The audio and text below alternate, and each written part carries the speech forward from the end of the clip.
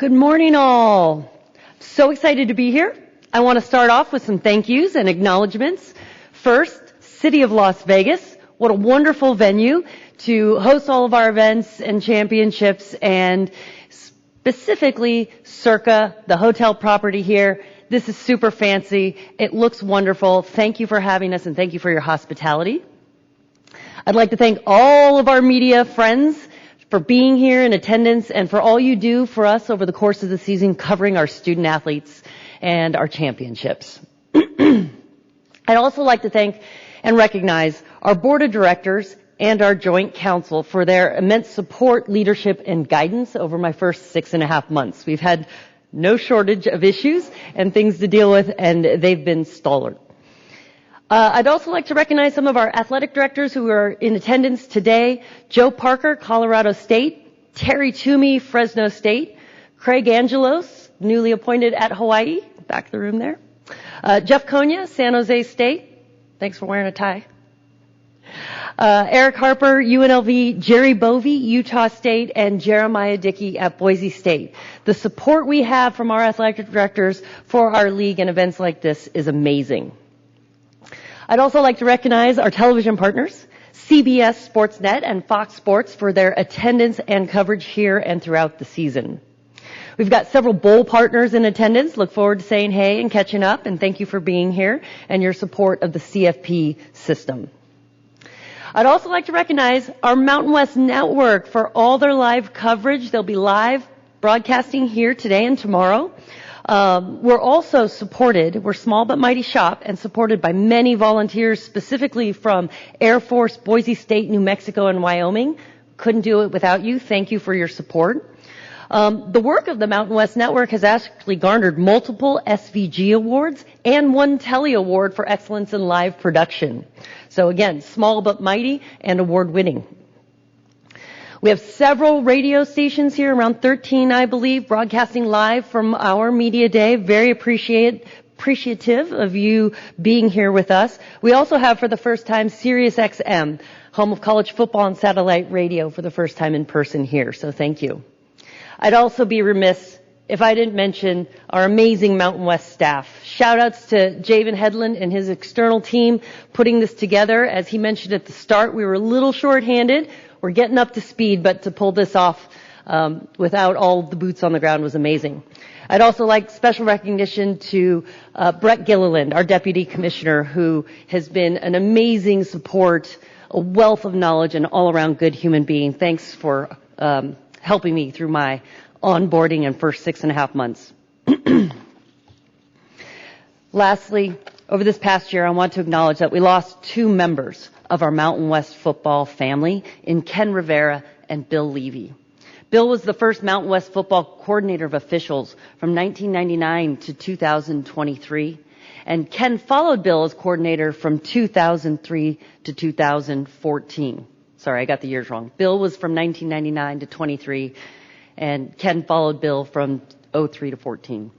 They both will be remembered for their incredible work and legacy in the Mountain West.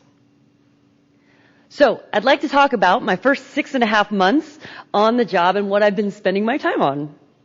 It all began with campus visits. I have been to about 7 campuses, at least for games, deep visits, meeting with administrators and folks. I've got 5 more left to do.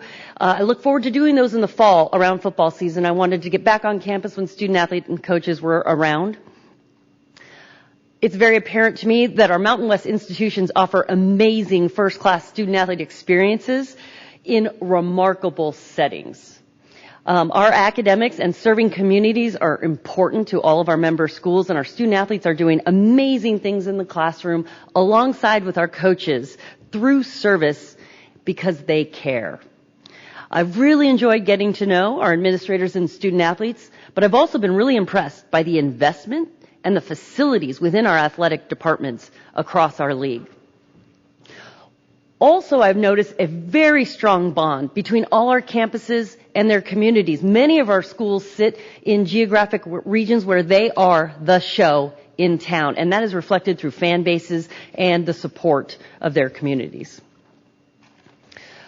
One big first order of business for me was our creating a strategic plan for the conference. An initiative led by Brett Gilliland, our deputy, as well as our Strategic Planning Advisory Committee. That's made up of 15 individuals representing all 12 institutions. We have gone broad and deeply in collecting feedback and input from nearly 10,000 Mountain West constituents. Excuse me. We've used surveys, focus groups, individual interviews. We've talked to current and former student athletes, general student body members, head coaches, athletic administrators, staff, university personnel, industry voices, several members of the media, and community members, donors, and season ticket holders. We've left no stone unturned because this is a very important effort for us, and we're closing in on finalizing it. We hope to roll out our 5-year plan in October.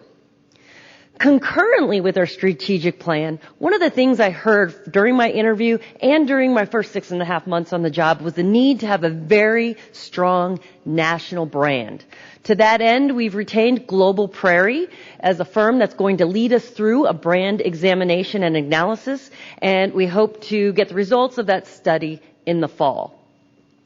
But speaking of our brand, as you can see, we are celebrating our 25th anniversary of the Mountain West. And it's a very special, even though we are a young league, it's a very special landmark for us to celebrate the growth and pioneering spirit of the Mountain West. During preparations for the celebration of our 25th, I've learned that we're a conference of firsts. We're innovators. We're trailblazers. We were the first league to have sports television linear network dedicated solely to a collegiate conference. We were the first to have a female play in an FBS football game. We were the first to experiment with College Coaches Challenge in the football instant replay system. And we had one of the first berths in the expanded in the CFP playoff system in which Boise State beat Arizona. We were the first league to have student athletes be in our governance structure, both at the joint council and the board level. The board is the body of presidents. We were the first to host an esports event alongside a collegiate athletic event. In football specifically, this year is the first that we will be competing in a single division since 2012, not including COVID. In 2023, this season, we'll debut the first year of a 3-year scheduling cycle. And the purpose of this scheduling cycle is to have all of our teams see each other more frequently, creating more balance in the league, and culminating in having the 2 best teams in our league be playing against each other in our conference championship.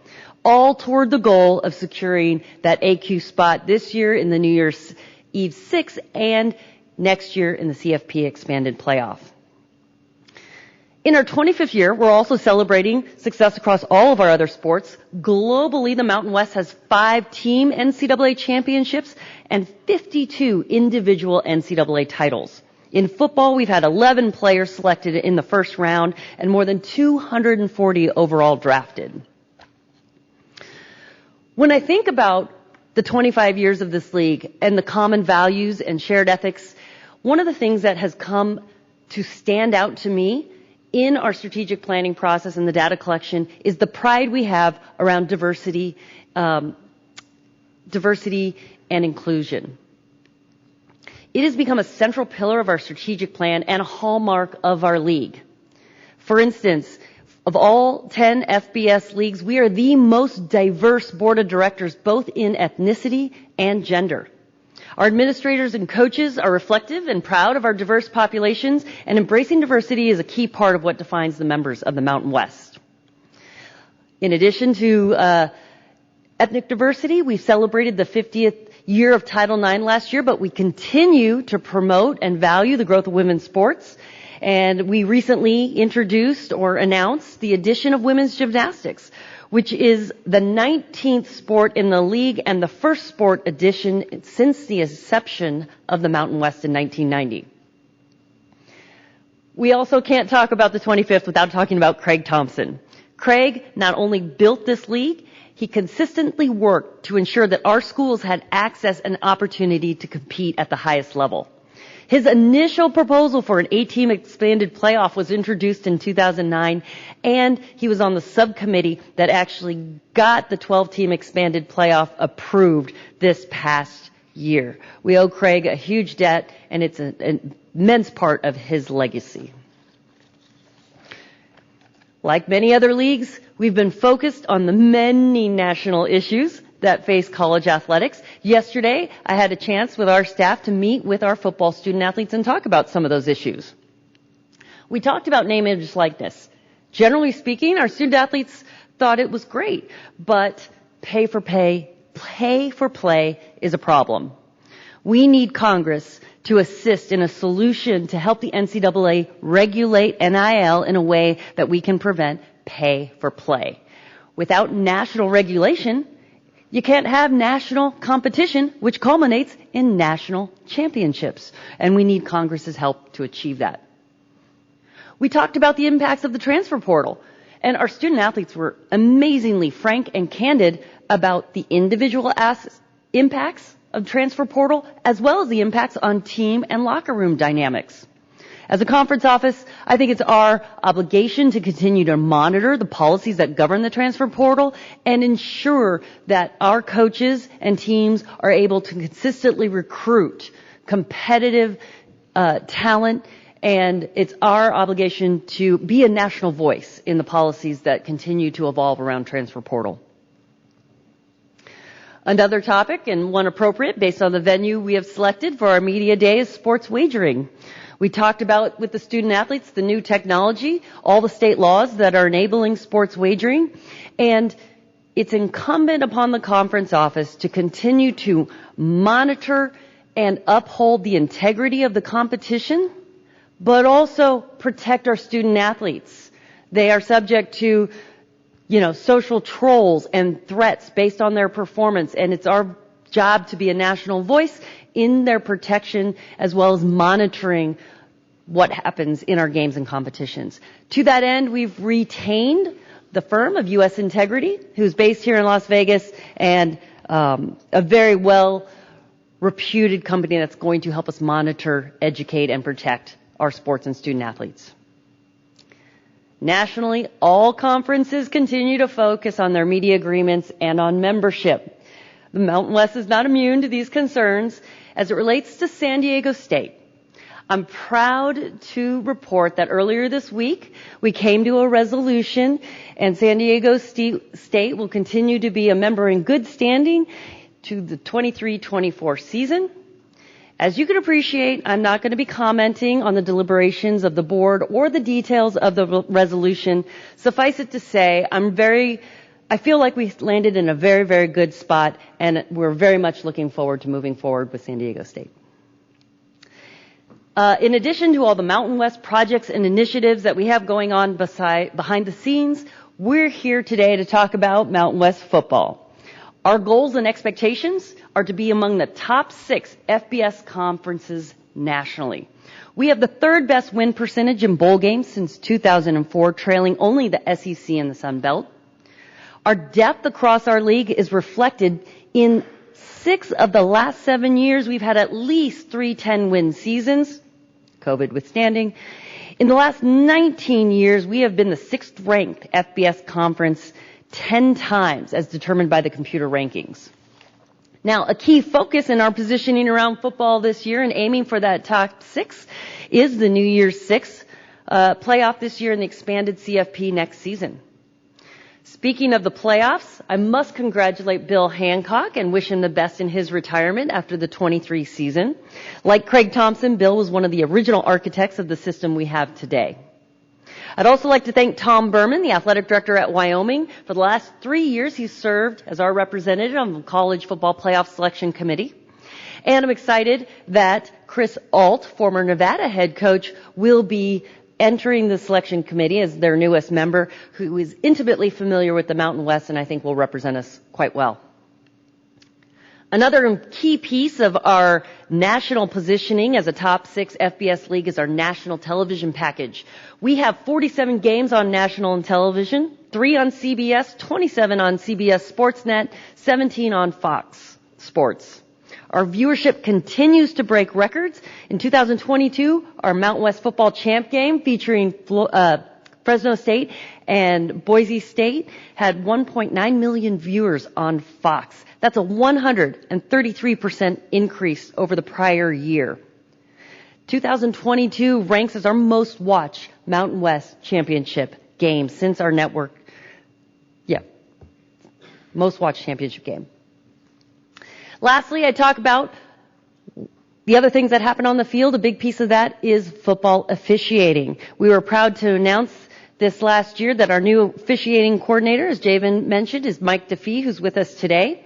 We're excited to be a member of an alliance that includes the Big 12, the American, and the Southland. Over 300 officials will be under this alliance's umbrella, where we will continue to develop consistent training, evaluation, and grading processes. Key to the alliance is developing a pipeline of officials that all learn the same way, both philosophies and mechanics. So we're very excited for Mike DeFee to lead our officiating program. I'd like to offer thanks to Greg Burks, who've been with us since 2015, and we'll continue to work with Greg in the Big 12 and the Alliance. Mike and I will be meeting with our football coaches later today, and if you have any questions on rules, don't ask me, ask Mike. In closing, I'd like to say I'm extremely optimistic about the future of the Mountain West in football and whatever the future may bring. If COVID has taught us anything, is we know how to weather change. We know how to pivot.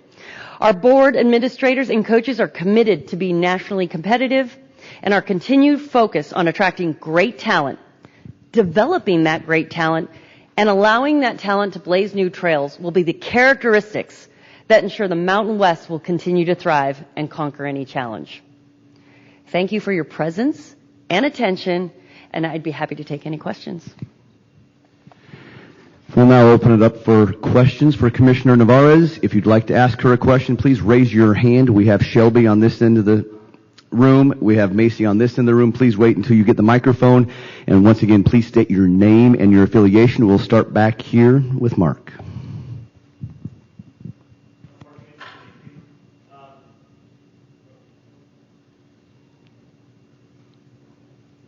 Anderson, AP, can you hear me? Okay. Yeah. I know you said you want to comment on the details of San Diego State, but there's reporting that they're going to be able to keep the money that was being withheld. Is that not abstract at all? Your mic went off on the back half of the question, but I think it was about the distribution. So as a member in good standing, that distribution has been released.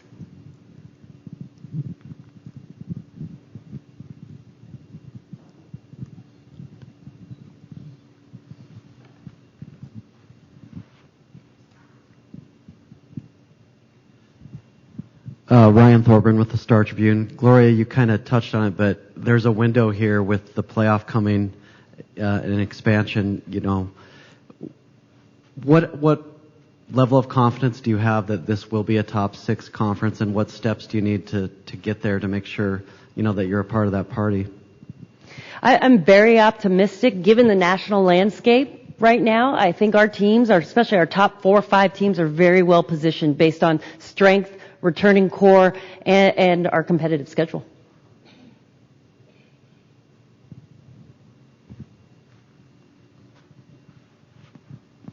Right down here in the front.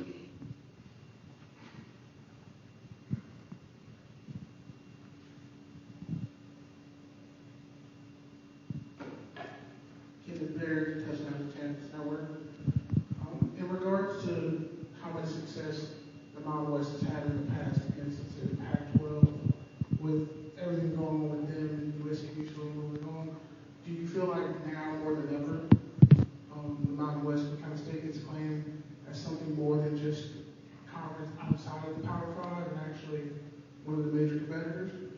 Well, and I think you touched on something that's really key. With the new expanded playoff, our universe looks like 10 FBS conferences, and I fully expect that we can vie to be in the top 6, which are the AQs. And so I'm very optimistic, whether it be the Pac-12 or any of the others in our geographic region or without, that our competitive schedule is really setting us up to be well positioned at the end of the year. And because of all the success, do you feel like in terms of the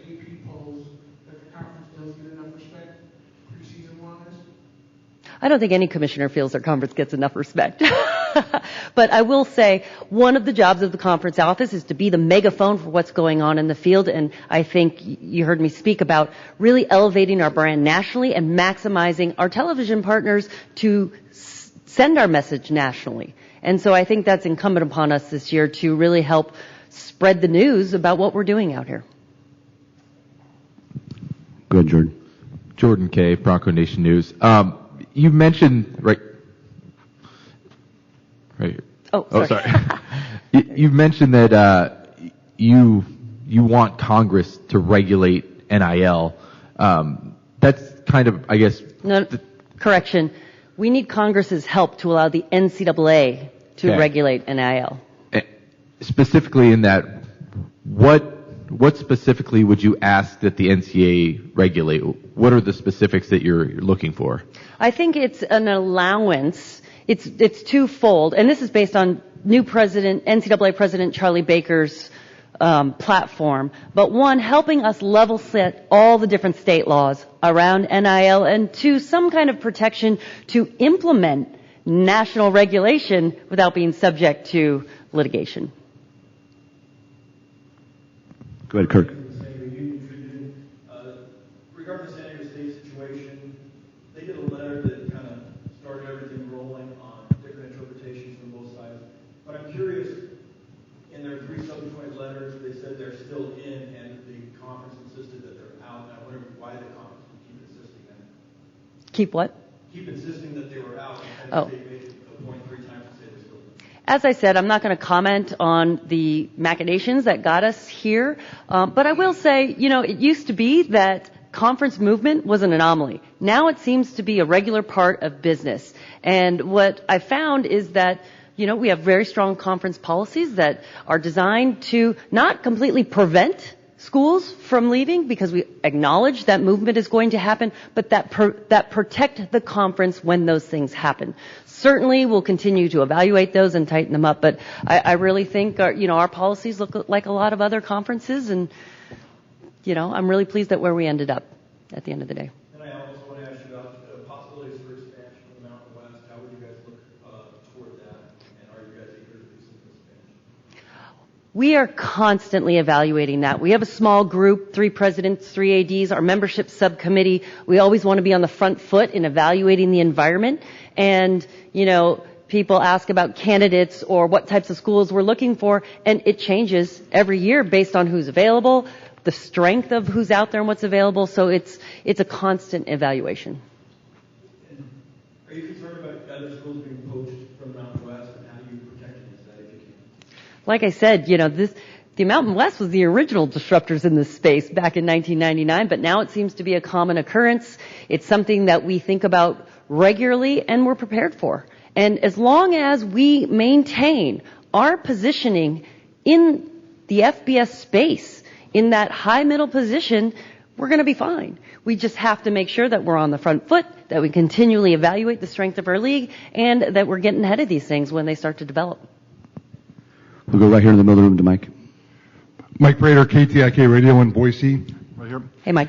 When you talked about San Diego State, you specifically mentioned 2023 and 2024. What kind of concrete support / evidence is there, or confidence in just you that they can remain in this conference beyond this next athletic season? I mean, not specific to San Diego State in this environment. There's nothing concrete about where anyone's aligned these days. I mean, not to be facetious, the landscape's changing day to day, which is why I just mentioned 23-24, because nobody knows what the future looks like.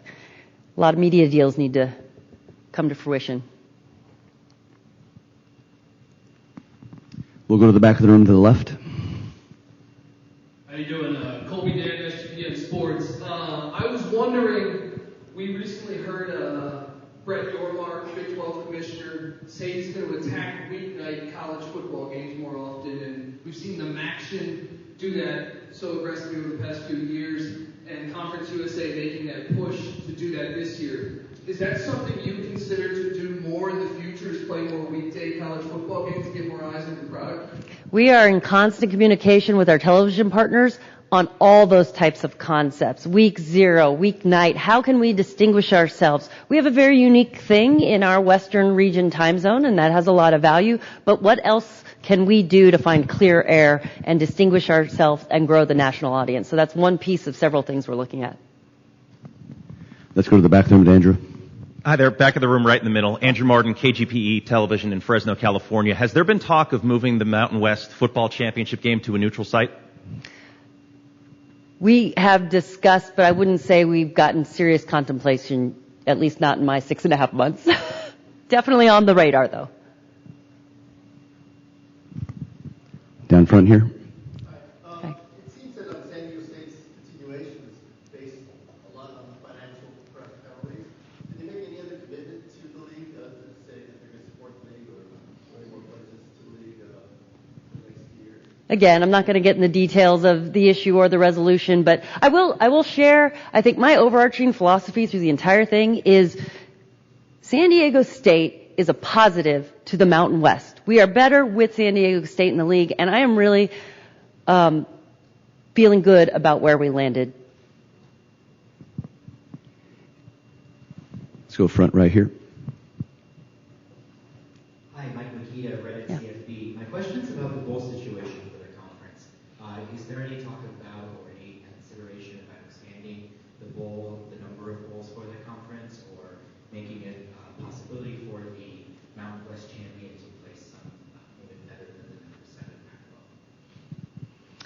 Our goal is for the Mountain West champion to play in the expanded playoff and the New Year's Six, but our bowl alignment is constantly under analysis. We're all kind of waiting to see and figure out what the new expanded playoff and how it ripples into the bowls, but by and large, I think the inventory available doesn't change much, even with the expanded playoff. So we might be very close to business as usual, but again, our deputy, Brett Gilliland, is thinking about that every day and constantly evaluating the environment. Any other questions for Commissioner Nevarez? We'll go to John right here in the middle.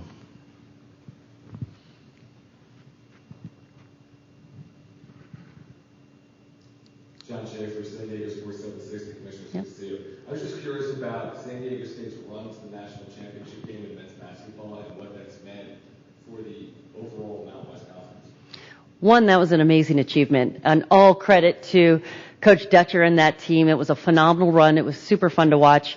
But what I really appreciated about San Diego State during that is, talking about the strength of the league and how when they got sent across the country in their first round, that's a normal conference road trip. And I think really the toughness of our league really helped them prepare for and achieve throughout that run. So it really was an amazing achievement and one that we expect to celebrate all through basketball season this year. Is that something after this past year, as you look forward to the next, basketball season, what does that mean for the league, its footprint, its exposure moving forward? Oh, absolutely. We can feel it already, our excitement from our television partners and media, and it's a great talking point for the league. I mean, we're going to continue to celebrate that coming through this year.